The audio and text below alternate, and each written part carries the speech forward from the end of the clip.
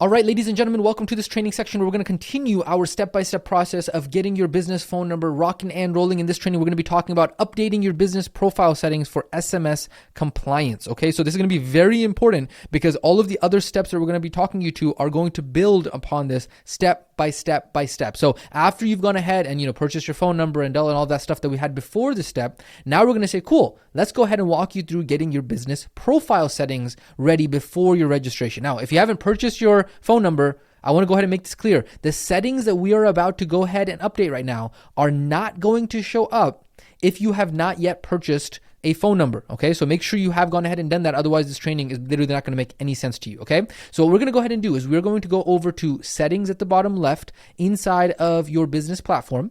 And then from there, we are going to go ahead and click on business profile, which is going to be the default one right there. Okay, and again, this is allocated here inside of the guide as well. We're going to go ahead and scroll down and we're going to see a section that says general right over here, right? So we see a section that says general. And what we're going to do is you're going to see there's 3 checkboxes right over here.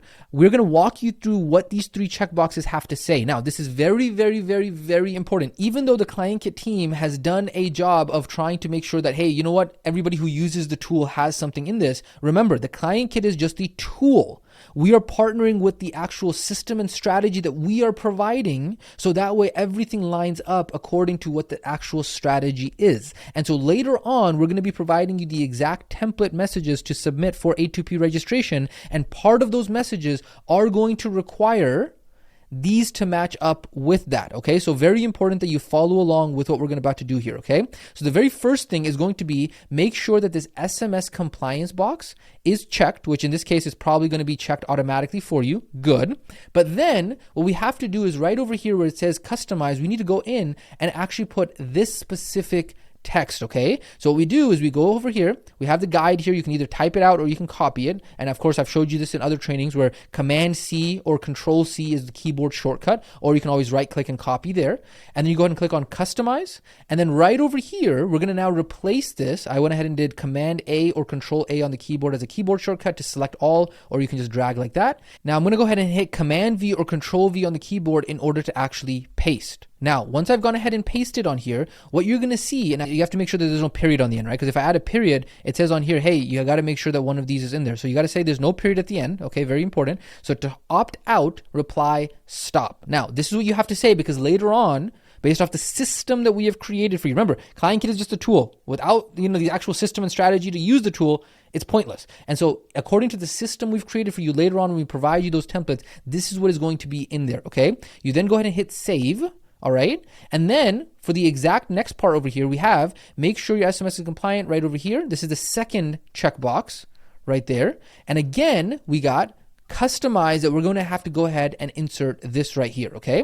And so this one says you are now opted into, and then right over here, it has your business name. Okay. So very important. Sender ID, NutriFit Wellness, that's no problem. And what we're going to do here is we're going to go ahead and add general message end. And this is going to be, again, I'm going to paste this right over here.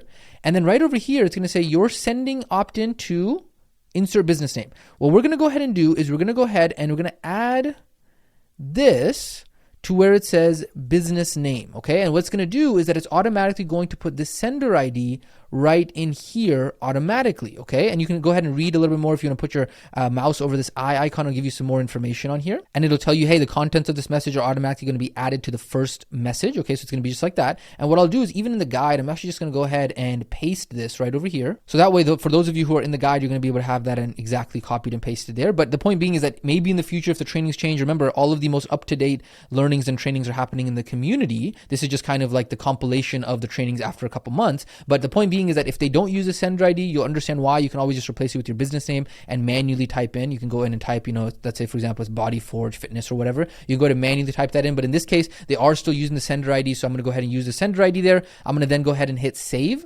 Again, very, very, very important. Now, you'll see that it didn't update there. And if I go ahead and hit save, let me just go ahead and make sure that it did, in fact, save. So I want to go ahead and refresh. And let me scroll down a little bit so I can see. Yep. Okay, cool. All I had to do was go ahead and really just refresh the browser screen so to show me what exactly needs to show up there. Okay.